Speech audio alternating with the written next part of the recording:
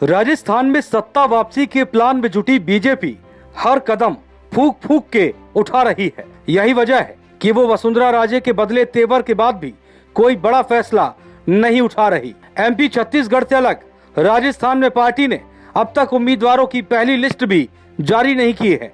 चलिए आपको बताते हैं क्या है बीजेपी का प्लान। राजस्थान विधानसभा चुनाव के मद्देनजर बीजेपी अपने उम्मीदवारों की पहली लिस्ट अगले सप्ताह जारी कर सकती है। मध्य प्रदेश और छत्तीसगढ़ के उलट बीजेपी राजस्थान में सिर्फ कमजोर सीटों पर ही उम्मीदवारों के नामों का ऐलान नहीं करेगी, बल्कि मजबूत सीटों के लिए भी अपने उम्मीदवार घोषित करेगी। बीजेपी सूत्रों के मुताबिक जयपुर में 25 सितंबर को प्रधानमंत्री नरेंद्र मोदी की रैली होगी।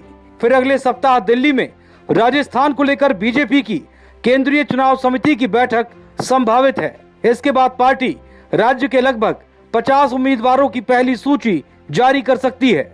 सूत्रों के मुताबिक पार्टी राजस्थान में ए कैटेगरी की सबसे मजबूत 29 सीटों पर कैंडिडेट घोषित करेगी। इसके साथ ही डी कैटेगरी की सबसे कमजोर माने जाने वाली 19 सीटों पर भी उम्मीदवारों के नामों का ऐलान किया जा सकता है।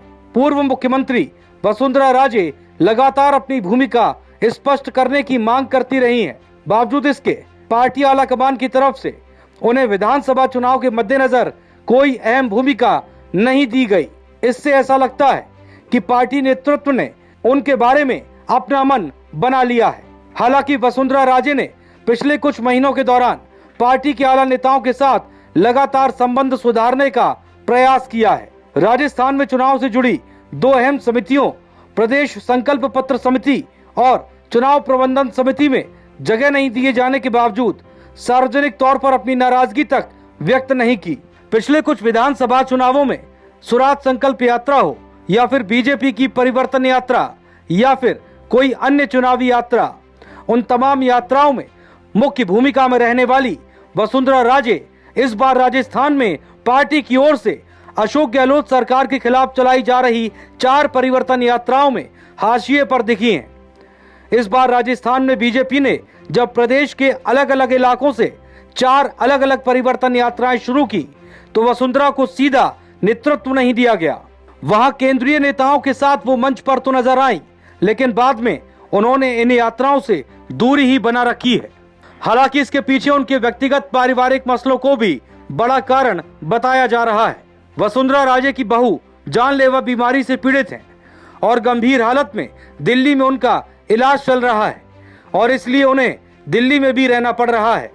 इसके बावजूद बीजेपी आलाकमान के रुख और दिल्ली से राजस्थान जा रहे पार्टी नेताओं के बयान से साफ साफ कई बातों की ओर इशारा हो रहा है। ऐसा लग रहा है कि एक जमाने में राजस्थान की राजनीति में बीजेपी का अहम चेहरा रही वसुंधरा को इस बार पार्टी में अपनी भूमिका तक स्पष्ट करवाने के लिए संघर्ष करना पड़ रहा है।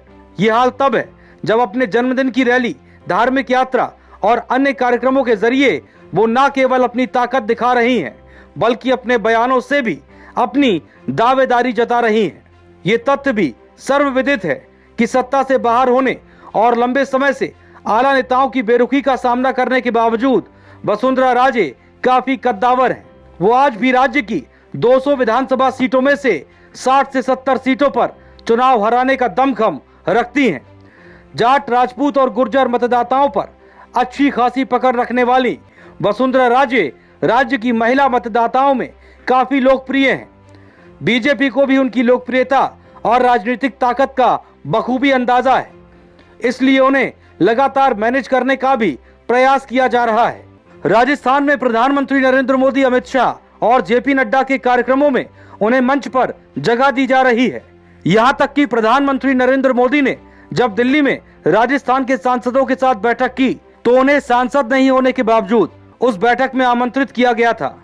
हालांकि वसुंधरा राजे की बार बार मांग के बावजूद उनकी भूमिका को स्पष्ट नहीं करके पार्टी ने यह राजनीतिक संदेश तो दे ही दिया कि वरिष्ठता और लोकप्रियता का सम्मान है, लेकिन पार्टी कर्नाटक की तर्ज पर बदलाव का मन बना चुकी है। ज्यादातर सीटों पर पार्टी नए उम्मीदवारों को टिकट देगी।